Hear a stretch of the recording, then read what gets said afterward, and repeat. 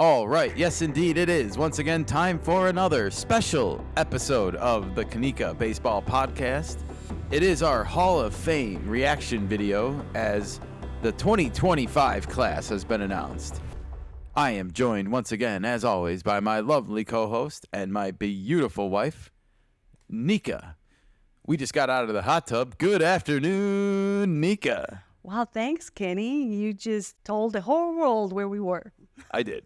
We were in a hot tub, and it's very windy at the moment here, so we look. Yeah, it's kind of fun walking around in your bathrobe in the middle of the afternoon with the wind blowing everywhere. Because it's you're pretty good until you get it out of the hot tub. Everything up to there is manageable. Even like the getting in, it's a little bad. windy, but you're like, hot water is about to come, and you're like, yes. Oh yeah, and it feels fantastic. It does. But then you have to get out. And you're like, oh no, and it's windy. It's really windy. And it's like 60. It's not bad. It's not bad. It just is a little chilly. And I dry quickly and try to wrap the towel around my waist and then put my robe on ASAP. It's almost like going from a sauna to a ice cold box, because that's how it feels. Oh, but you tried to go into the pool water the other day and you were unsuccessful. Well. You got waist down? And then you kind of quit? I quit. I was too cold. I chickened out. But you really want to do that shock your system type stuff. Mm-hmm. Tomorrow. Why is that good for your health? It shocks your system. It makes your... Okay. But that's platitude. Okay, I'm sorry. It regenerates your mitochondria. I'm going to leave you with that. I have to go look that up, everybody, because I have no idea what that means, probably. You have to check out our lifestyle podcast. I think mitochondria is a microscopic bacteria of some kind, but microscopic, yes. You cells, every little living cell in your body has a mitochondria. They make energy. Oh, they're aura. Well, they are your cells. We're measuring aura in our cells, everybody. Right, this is a science baseball podcast. No science. I'm Let's go messing around. With baseball. Science of baseball. Well, we do know a little bit about baseball, and as we mentioned, debatable, I guess. Debatable. We know a little bit. We watch a lot. We analyze even more. Welcome to our show. This is the Hall of Fame reaction episode, everybody. We've got just a little bit of stuff to get through because we posted our big episode yesterday, and spoiler alert, actually we have a third episode in the works for this week that we really want to get posted before the weekend because it involves the Washington Commanders quarterback Jaden Daniels. Little teaser, everybody. Sure, but it also involves technology. It does.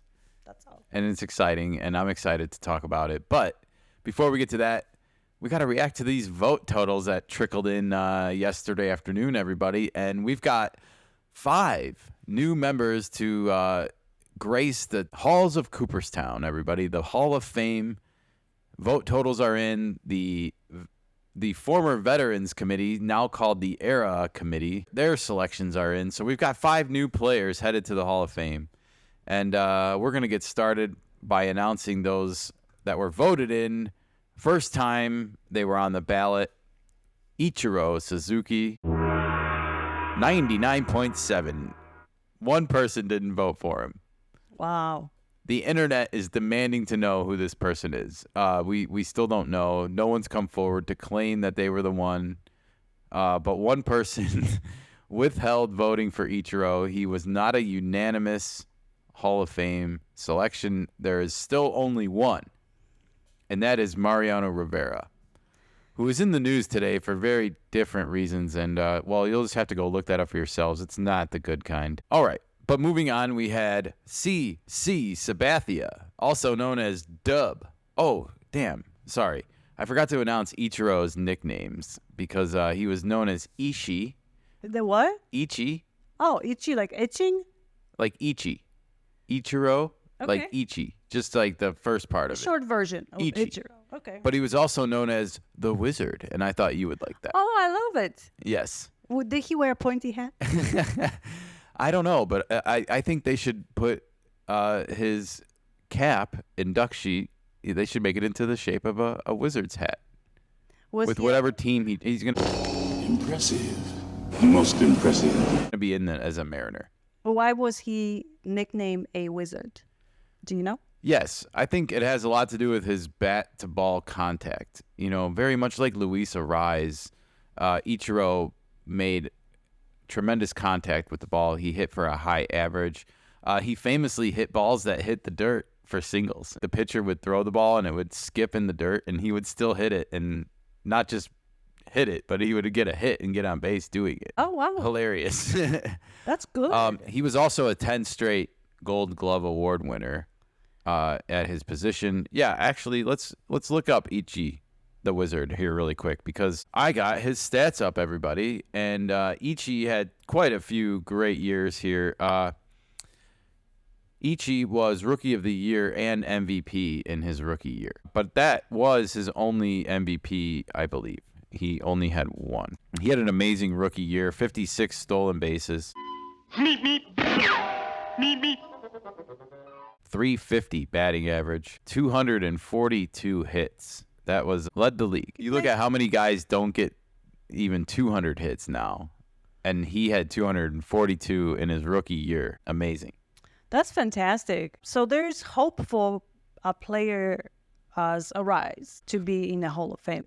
Yeah, I mean, the one hope Luis Arise has is, like, if he plays 15 years and consistently can get around the 200 hit mark, he'll be close to 3,000 hits one day, and that's no one has ever not gotten in the Hall of Fame who had 3,000 hits. Okay, but he was 10 times. But that will piss off everybody and their mom, because no one thinks Luis Arise is any good and worth anything, because he doesn't contribute a lot of war. That's because we live in the era of baseball where heat and how hard you hit is... and instant gratification. Exactly. Thanks, social media. Oi. Yeah, Ichiro falls into that category. He had 3,000 hits in 9,934 at-bats. So he had not a lot of at-bats. He finishes with a career 311 batting average. Pretty impressive. An on-base percentage of 355. Oh, by the way, another impressive thing about Ichiro that deserves mention is that he was born in 1973, and his first season was 2001. So, yeah, if you're doing the math here, he didn't come here until he was 27 or 28 years oldish and wound up playing for 19 years in the big leagues. So he was in his late 40s when he retired, He was 45 in 2019. That's when he retired. Yeah. So what an amazing career. And that this does not count his Japanese totals. And there's talks that one day they will be included in his professional career statistics. And so that's only going to shoot his hit total probably closer to like 5,000.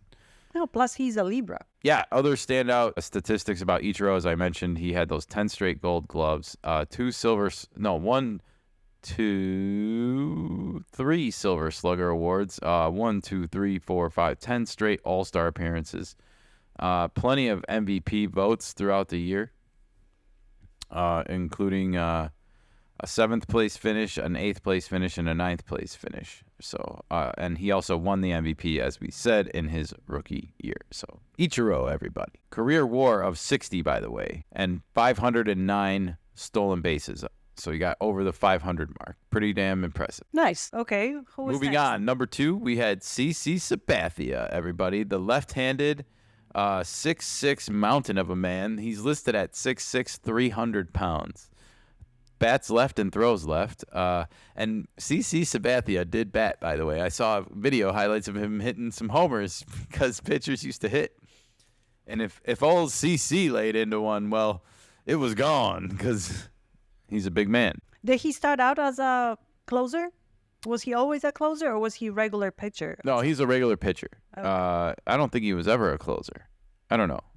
Was he? I don't see him with any saves listed.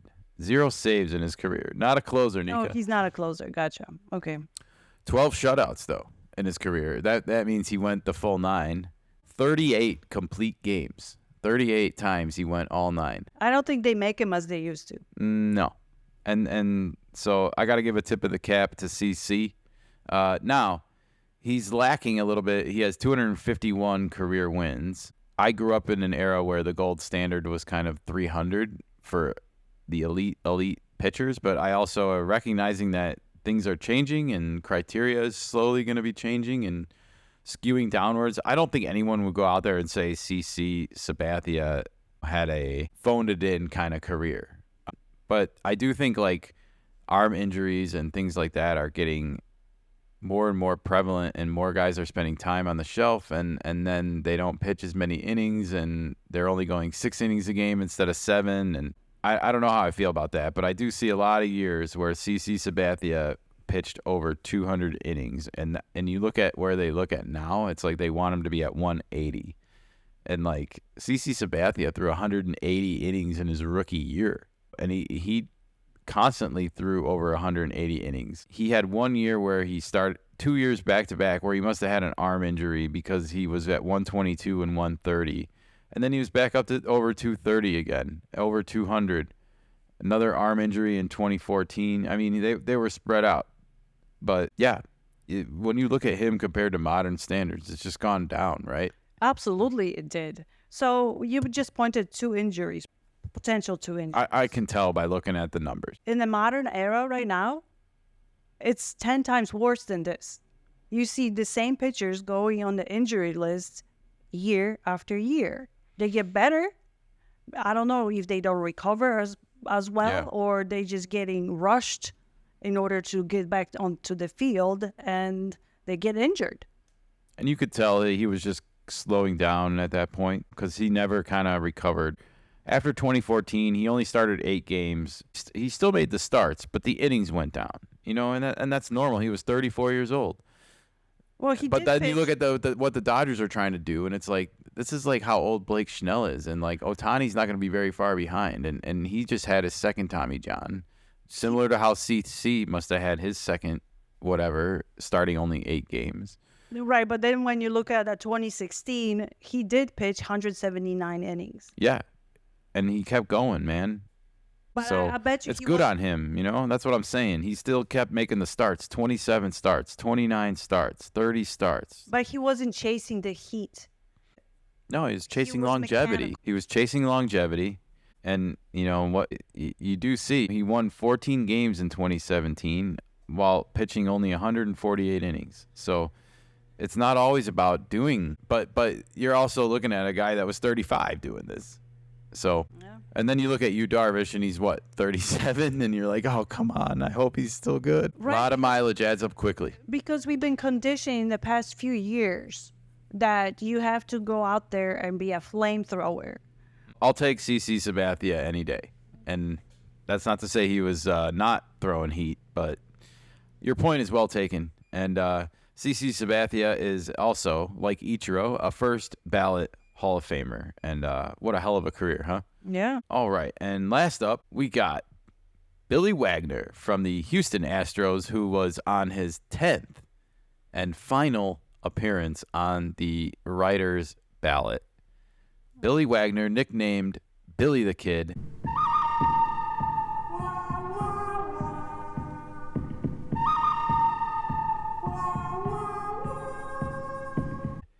His full name is William Edward Wagner. That's kind of a cool name. And yeah, he was inducted as a closer, everybody. 422 career saves. No longer even the top, because I think active players have more saves than him, including Kimbrel. Although I don't think anyone is going to hire Kimbrel. Do you? I think he's done. He's got to be done, man. Although I think Kenley Jansen also has more saves now than Mr. Wagner here. But yeah, Wagner got it done for a number of years. And if you look in the around circa 2001, started to put up monster numbers, 39 saves actually in 1999, and then 39 again in 2001, 35 in 2002. 44 in 2003, and just consistently kind of got it done. So he was always a closer. He was always a closer, yes. If you look in his career, he started no games in 16 years. He pitched 900 innings total in his career, got 422 saves, walked 300, struck out almost 1,200. So a 4-to-1 walk to strikeout rate, or strikeout to walk ratio. And yeah, his whip, his career whip, walks and hits per innings pitched, is under 1, which is really impressive. To have a whole career without giving up a hit or a walk, like less than 1, Like, yeah, he gave up a hit and a walk, but not a lot, as you can see. Not even on average 1. Yeah, really, really impressive, and one of the best in the business. It looks like he's been with Houston most of his career, and He was, and then he kind of went to playoff teams and became a tool. And I think that's what he's known for a lot, is just he became in the limelight a lot, because I think that's what's going to happen to like people like Tanner Scott, or they're just weapons and they become highly valuable to contending teams now in the end of the year. Everyone wants high leverage relievers in their situations, and I think you will start to see more relief pitchers get the call to the hall because of the fact that they're pitching in like high leverage situations in primetime moments. Even though their innings are few and their batters faced are not that many, their outs are almost weighted more important.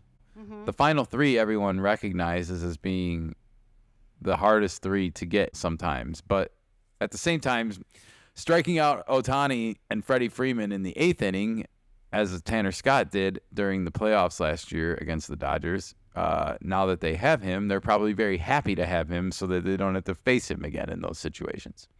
So what happens to the remaining players that didn't get indicted? Yeah, so we had a couple of close players, Carlos Beltran and Andrew Jones. Carlos Beltran got 277 votes for 70.3%. This was his 3rd time on the ballot, and so he's getting kind of closer to that 75% threshold. We also had Andrew Jones from the Braves, famously, with his 8th attempt on the ballot. He is at 66.2%. Now, I think he should be getting more votes because he doesn't have the sexy numbers, unfortunately, on his side. He doesn't have even 2,000 hits in his career. He does have 10 straight gold gloves at center field, and I think that's what he's mostly known for. And that does put him above that plus or minus 9 threshold. I think he's like Ozzie Smith to me. Like, Ozzie Smith was never known for being like a prolific offensive player. He was just a great fast shortstop. He won all 13 or 14 gold gloves for the Cardinals. Okay. Andrew Jones is very similar to me. I think he should be in, and I think he's probably going to get in for the sole reason that I think we're going to be hitting somewhat of a dry spell in future years. We'll get to that more before we get out of here. But I do think Carlos Beltran and Andrew Jones both get in the next couple of years. Andrew Jones will get in before he's out, and Carlos Beltran will probably get in because his numbers are better than Andrew Jones. Okay, that's just my opinion. Now, after that, we get a huge drop-off with Chase Utley. It was his 2nd time on the ballot only, and he got 39.8% of the vote. So I really don't know if he's going to make it. I think he's going to be on the cusp. It's just a matter if he can keep clipping up every year enough for people to take notice. It is only his 2nd time, so he does have time. If he goes up to like 45 or 50 next year, then you might see more people start to pay attention. Alex Rodriguez, though, after that, 37.1. It's his 4th time on the ballot. Manny Ramirez, 34.3%, his 9th time on the ballot. And Andy Pettit, 27.9%, his 7th time on the ballot. Those final 2 really running out of time there. But what do those 3 have in common, Nika?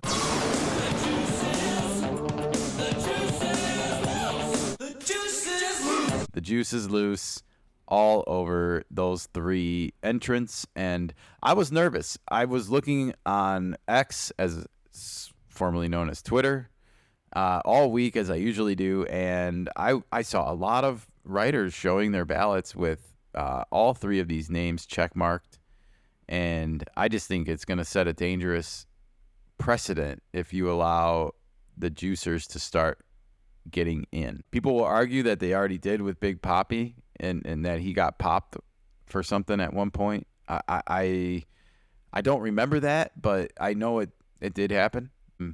So I guess if he's getting a pass already, I don't know if it's all just a matter of time.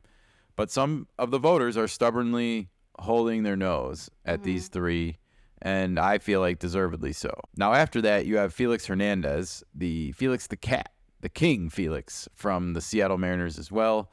It's his first time on the ballot, but he was also only getting 20.6% of the vote. So we'll have to see if his numbers ever go up. The other players I don't feel like are Hall of Famers. Bobby Abreu at 19.5%. Jimmy Rollins at 18%. Omar Vizquel, no, 17.8%. Dustin Pedroia, 11.9%. Mark Burley, White Sox lefty, threw 2 no-hitters. One of them might have been a perfect game. I don't remember. But 11.4%, Yeah, the Hall of Very Good, yes. The Hall of Fame, no.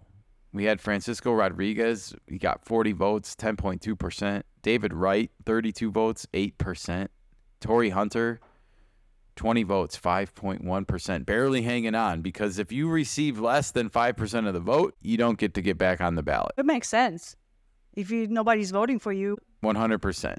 So I don't know. None of those players, though, jump out as being Hall of Famers to me, except for maybe Felix Hernandez, and that's only because I think he threw a perfect game and he was pretty dominant. But I'd have to take a closer look at his numbers. Not everyone that threw a perfect game should be in the Hall of Fame. The Hall of Fame is about longevity, doing it at a high level for a long period of time, and you have to have numbers that show that. And if not, hey, the sun don't shine on the same dog's ass every day, right, Nika? That's right. All right. Well, there are a few players I want to mention here who are not going to be on the ballot again next year because they failed to meet that aforementioned 5% threshold, and that is Ian Kinsler, Russell Martin, Brian McCann, Troy Tulowitzki, Curtis Granderson, Adam Jones, Carlos Gonzalez, Hanley Ramirez, once upon a time shortstop. No, never mind.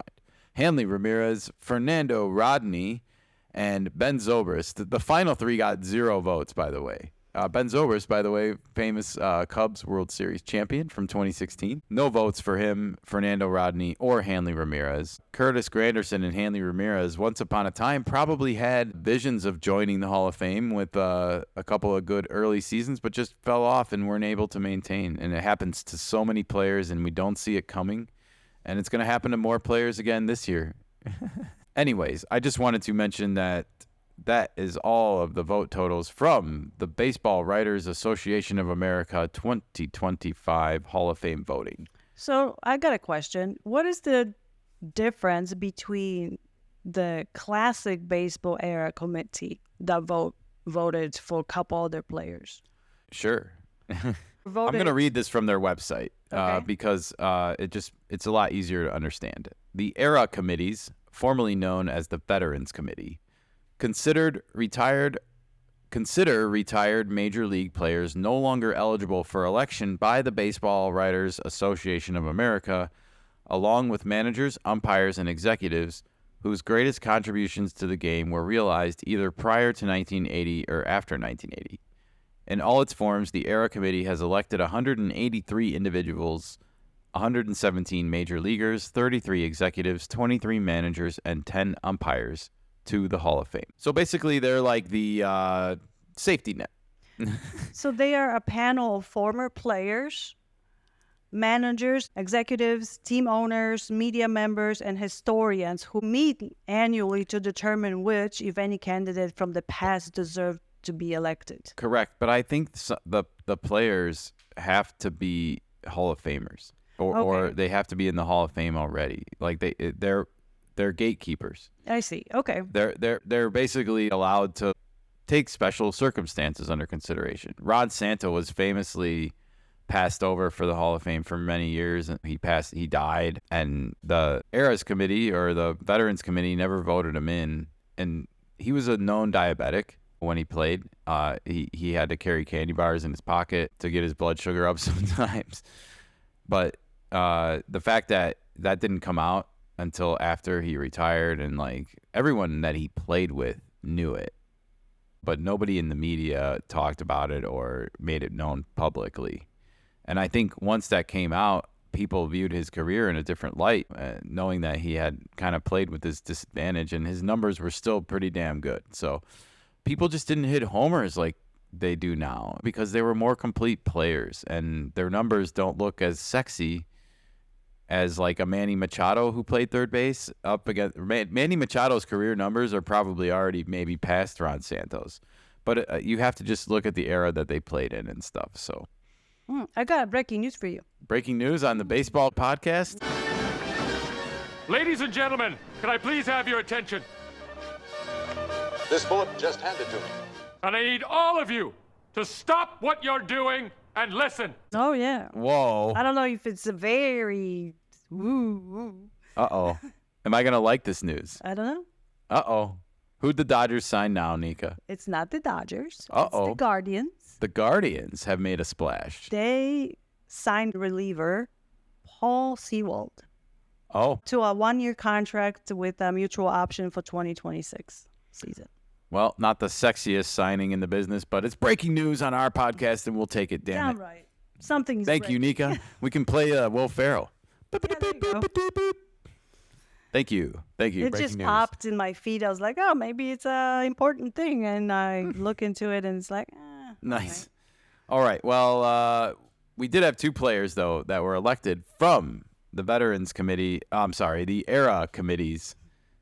That's such a weird name, ERA committees. But one, definitely from the, both of them from like the 70s era, 60s and 70s. First up, we have first baseman Dick Allen. Came up with the Phillies and then played with the Cardinals and Dodgers before settling for a few years on the south side of Chicago in the early 70s. Dick Allen was the Rookie of the Year, and he also has an MVP award under his name. He was a 7-time All-Star, everybody. And he continued to get MVP votes for 6 other years of his career, aside from the year that he won. The year that he won, by the way, was 1972 with the White Sox. He put up 8.6 WAR that year. That's like an Aaron Judge season. Goodness gracious. That was in 148 games. He had 37 home runs, 113 RBIs, 99 walks, which led the league, and a 420 on-base percentage, which led all of baseball that year, a 1.023 OPS. And he no longer is with us, I believe. He has passed. Dick Allen, I believe, has passed. He died December 7th, 2020, at the age of 78. So he will not be there to enshrine himself, unfortunately. Yeah. But this is what happens. I think, like Pete Rose now, will get in after death. By the same but committee. Dick Allen didn't do anything wrong like Pete Rose or anything. But Sure. It's just, I think when players die like Ron Santo or Dick Allen, their numbers look more romantic to people, especially the players that are already in and want to do right by them because they played with them. Okay. Is that going to be decided by the ERA committee as well? Well, that's who put them in. Okay. That's who put Dick Allen in. And they also put in this guy from those famous 1970s Pittsburgh Pirate teams. Dave Parker. That's right, everybody. It's Dave Parker, the right fielder. We are family. Get up, everybody, and sing. And I got his numbers up here, Nika. He had a career of 2,712 hits. So he definitely got his fair share of hits compared to like a guy like Andrew Jones, who we were just talking about with 1,900 or something. 2,700 is a lot more. Anyways, Dave Parker, he had a couple standout seasons, most notably in 1978 with the Pirates. Pirate scum! Come on, you sea rats! He had a 334 batting average. He had a 338 batting average the year before. And he was doing it with putting up a little bit of power as well. 21 homers in 1977 and 30 in 1978. He also had 44 doubles in 1977 and 32 in 1978. So he was definitely clubbing for some slugging, if you will. In fact, in 1978, he led the National League in slugging, and he led Major League Baseball in on-base plus slugging. So Dave Parker won the MVP that year. He had 1, 2, 3 Gold Gloves and 1, 2, 3 Silver Sluggers and 1, 2, 3, 4, 5, 6, 7 All-Star Game appearances. to go along with that MVP award. So a pretty damn good career. They just don't make them like they used to, Nika. I noticed. And it's only going downwards from now. Yeah, it seems to be going that way, doesn't it? Well, congratulations to those 5 men for making the Major League Baseball Hall of Fame: Ichiro Suzuki, Billy Wagner, CC Sabathia, Dick Allen, and Dave Parker, the class of 2025, everybody.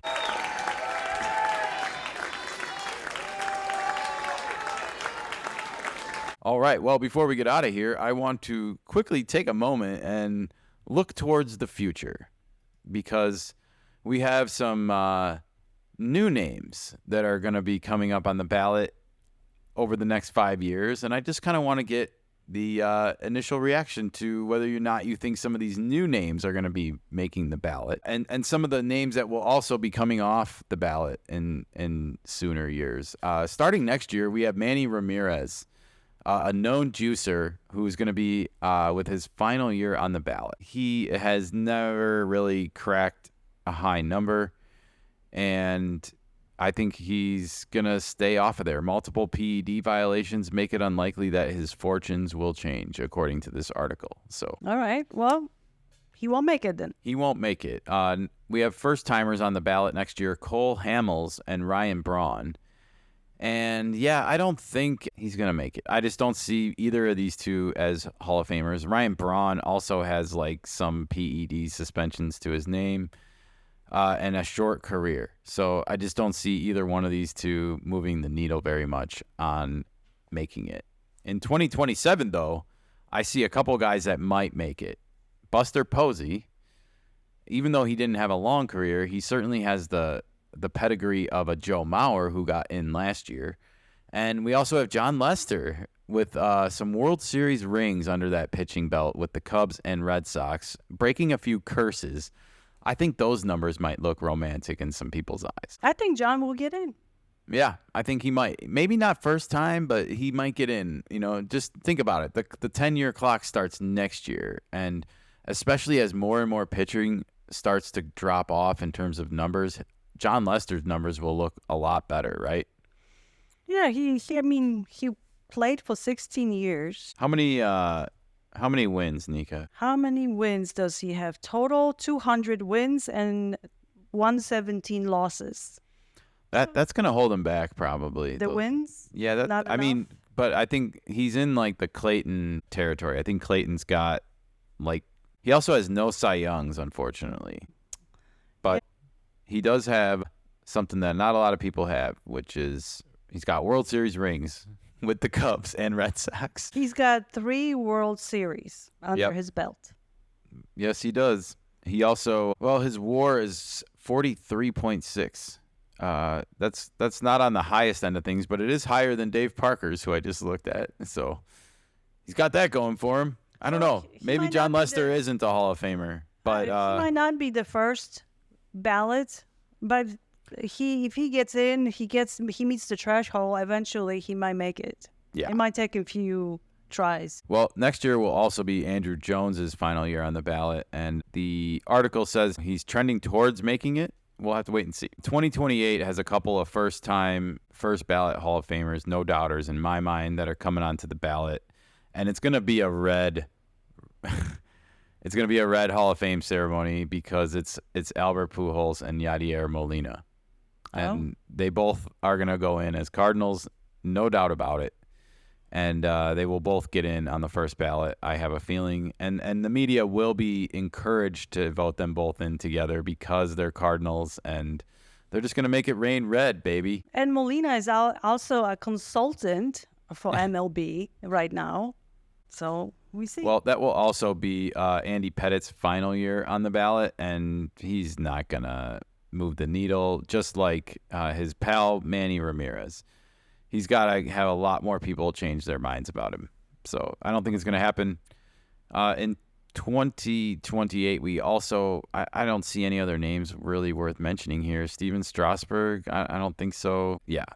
2029, first ballot Hall of Famer Miguel Cabrera. Yes, I say yes. Yes. Joey Votto, I say maybe. Zach Greinke, I say maybe. Greinke did get 225 wins. He's 25 more than Lester.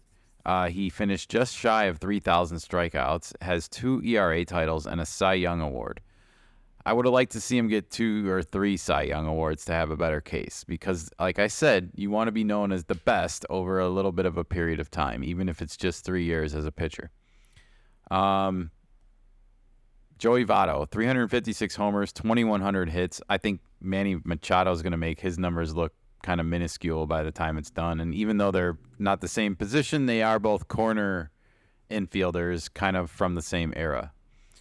I just don't see it for those two. Miguel Cabrera, I do absolutely see it for, since he was a mountain of a man his whole career, I should say. And then we don't really know who's going to be on the ballot in 2030 because nobody's retired yet, but some of the early predictions are Kershaw, Clayton, Max Scherzer, if he doesn't get signed. Craig Kimbrell and Kenley Jansen are also unsigned right now. And then Charlie Blackmon, who retired, Brandon Crawford, and Kevin Kiermaier. Will God make the Hall of Fame? I don't think so. I don't think so either. It's also going to be Mark Burley's final year on the ballot, and as I said earlier, I just see him in the Hall of Very Good and not the Hall of Fame. But we'll see if the voters disagree with me or if the era committees or whatever they're going to be called then disagrees with me. Ladies and gentlemen, that is all the Hall of Fame catching up that I have on my plate. Nika, do you have anything to add for this podcast? Oh, no, this is all you. This is all me? This is all you. You were so contributive, though. Oh, I can contribute. This is all you, though. Well, we got to talk about the Hall of Fame. It's a part of baseball.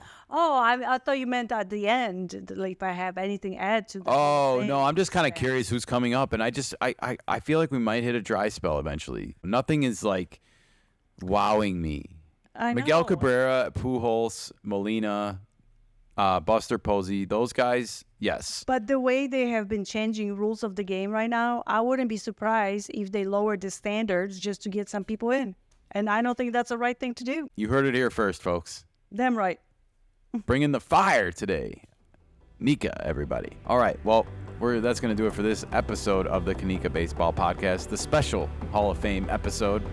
But we will be back here again before the weekend is out because we have some interesting Jaden Daniels stuff to discuss. I know it's a baseball podcast, but stick with us. Trust me, it'll all make sense.